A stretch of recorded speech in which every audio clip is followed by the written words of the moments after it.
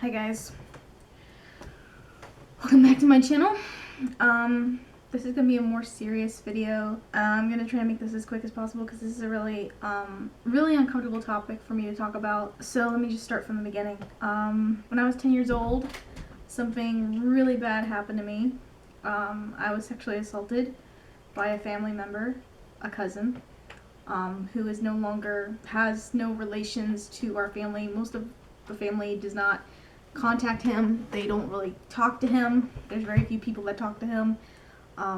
He likes to go by a her now, but and I know what his name is, what he goes by now. I know what he looks like on Facebook or who he is. I can't give you guys that information. I'm not going to do that because for personal reasons, I'm not going to put him in a position, regardless of whether he deserves it or not, or try to threaten him in any way. I'm not going to do that because it would be the wrong way of handling things.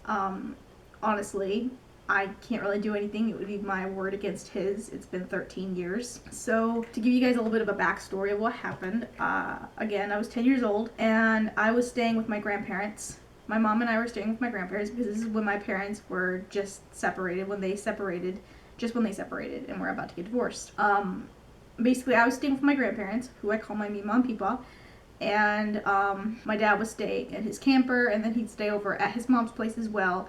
We basically got evicted from our house, and my parents were going to separate anyways. My dad had a girlfriend, and it was just complete chaos, and everything started falling apart. I wasn't completely aware of everything that was going on in my family, so I'm only telling you what I know. There's a lot that I probably don't know.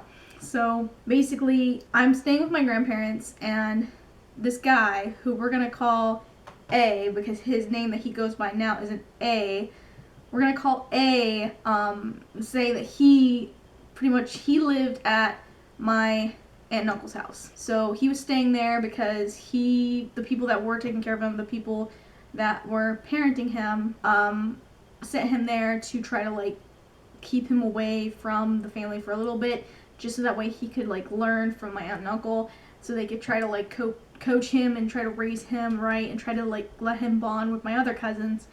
And they had a pool, which was really awesome. We grew up swimming in that pool. It was the thing that the family did. We'd go over there for barbecues and swim in that pool every summer. So that was our thing. Early in a school year, right after summertime, it was September. Again, I'm 10 years old at the time. It's 2006, 2007 at the time.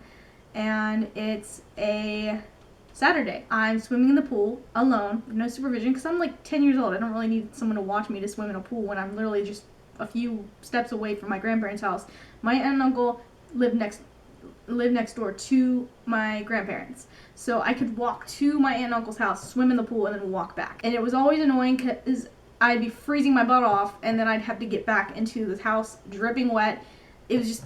It was awful, but it was also convenient, so I didn't complain too much. I loved swimming at my aunt and uncle's house. So I'm swimming by myself, and basically, he decides to come and get in the pool too, to take a soak. This is the first time he does it. There's 2 times where he gets in the pool with me.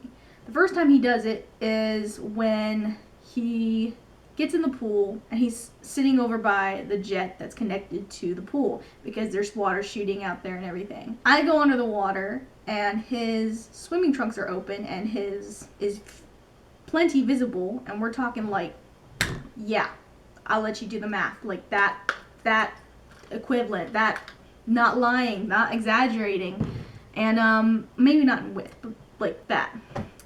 So I freak out. I'd never seen that in my life. Ever. I had seen little boys get their diapers changed. That was pretty much it. But I never thought they turned into that. So I'm terrified. I instantly get anxiety and adrenaline rush. I'm terrified in my mind. I jump out of the pool and I'm hey, I'm not feeling good. I'm gonna go back to my parents' place. And I tell my mom that his trunks came undone, and I'm thinking it's an accident, not realizing he was doing it on purpose. So that's a totally separate time. Another time was another Saturday, because I usually just swam on the Saturdays when it was still warm out, and he came and got in the pool again. He started asking me questions about topics that I knew about that he didn't really know about, because the topic of physical education, I can't say too much on here because I don't want to get in trouble or get banned, but physical education or biology knowledge was not talked about in my family at the time. It wasn't really discussed, and not many people got the talk. So, a very Christian, very Baptist family. So that's what I was raised in. I was raised in a more relaxed side of it, but most of the people on my mom's side were very strict and very recluse and all that, and like very like not open about talking about that subject. So that's one thing that happened. And basically, he decided to get into the pool. A decided to get into the pool. Anna decided to ask me questions. And so I knew about more things than he did because I was very well educated. My parents answered any questions I had. I was already active at the time. So I knew more about stuff than he did, and I was 10. So I answered any questions he asked. I saw adult stuff, adult images when I was 8. So I knew certain things that he didn't about women. And I had seen images of men, but never in person. So up until that point, I had never seen it in person. So I was completely stunned. But then he asks more questions and tells me, hey, you want to take a walk? I'm stupid. I'm 10 years old. I don't know any better. I'm a minor. And so I'm like, yeah, let me just go ask my mom. So he says, go ask your mom. I'll come with you and you can take a walk with me. And I'm like, okay, that's fine. I go ask my mom. She says, yeah, sure, go ahead. Not realizing what she's agreeing to. Now keep in mind, my mom is going through depression. She has no idea what's going on. She's dealing with my parents' separation. She's trying to work her way through college to get her CNA license. She's doing all this stuff, studying, and she's exhausted. So she's dealing with all of that stuff, and she's trying to raise me on the side. So any break she could get from me, she took. And she didn't really realize what she was getting into. She had no clue. And this is not her fault in any shape or form. There's no way she could have known. There's no way anyone could have known.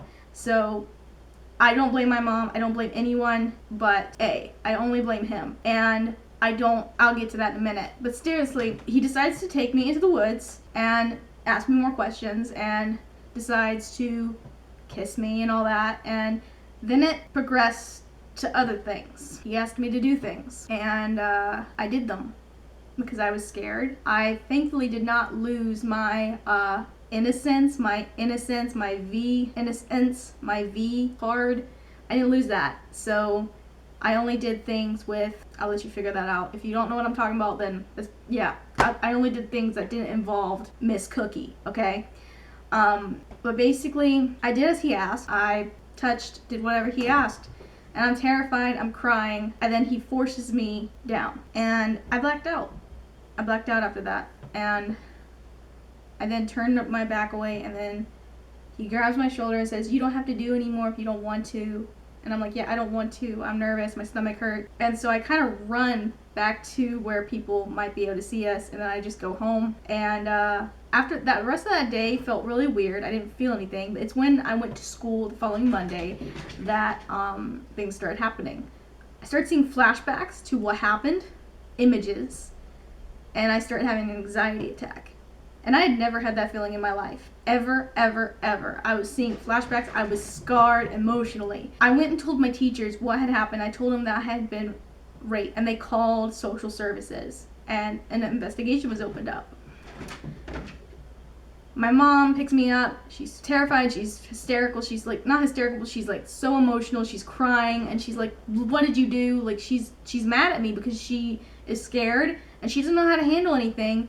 And again, my mom's going through a bunch of stuff, so she doesn't know what she's doing. She doesn't know what to say, what to do. And my dad's furious, and my parents just started fighting.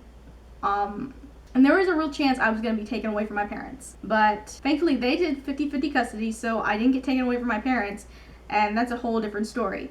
But basically, 3 months later, after I had already told my teachers and a case was opened up, they decided to do a kit on me. I can't say what it is, a rape kit. They decided to do a kit on me. Because I didn't use Miss Cookie, they still did an exam on me. And I swear, cats, They still did an exam on me, and it was the worst experience I ever felt in my life. I was physically damaged from what they did physically to examine me. I still have pain till this day. It affected my intimacy life. It affected that a lot. I now have pain with Miss Cookie on a regular basis. I still have nightmares from being strapped down to a table and scraped for evidence. I'm screaming my head off, and my mom is being held back in the door, crying because she knows she can't stop it. And that day after we left, I was in tears. My mom literally took me to McDonald's, bought me whatever I wanted. I probably got $50 worth of food from McDonald's. And they also gave me this wand thingy that had glitter in it. I don't know if you know what I'm talking about. It's like this little thin wand that had water and glitter and like little beads, and you could just tilt it upside down and all that. It was like really thin. It was like this little bar, and it was so smooth and everything. It was like about this big, usually about this long. It was like a magic wand. It was so cool. I fell in love with it. It kind of was a nice distraction from everything, and plus this is around the time when Wizards of Waverly Place was on TV, so I was obsessed with the idea of like magic and everything, so it was like a little nice distraction. I was still able to be a kid for a while, but as time went on, the nightmares got worse, and I never recovered from that. What's worse is it wasn't talked about in my family. I wasn't allowed to talk about it in my family because of the social service. I wasn't allowed to talk to my mom about it. I wasn't allowed to talk to my dad about it. No one in my family knew. My grandfather didn't know until I had premarital counseling and I had to tell him what happened. And he was about in tears. He was furious that that happened. He didn't know about that. And it's been 13 years now. I now know who he goes by, who he is. There's nothing I can do about it. If I was to have charges brought up, it would be my word against his. And I'm not going to claim that MeToo movement. It's pointless. You don't get anything out of it. You really don't. It's the stupidest thing I've ever heard. Real victims, they don't go on TV or go into a protest and claim for a bunch of money and try to embarrass people and make a big deal. Because most victims, they don't want to come forward. We're too scared, we're too embarrassed, and we're too emotionally scarred. So to tell me that there's a bunch of people with this Me Too movement saying that this happened to them after, and they somehow claim this trending Me Too thing that's supposed to say, oh, this happened to me too. I don't claim that, because to me, that's not real. As a victim, this is the hardest thing I've ever done in my life. And the last thing I want to do is make it something that like is a trending thing that everyone does, because what happened to me is unique to what happened to me. This situation is different from everybody else's.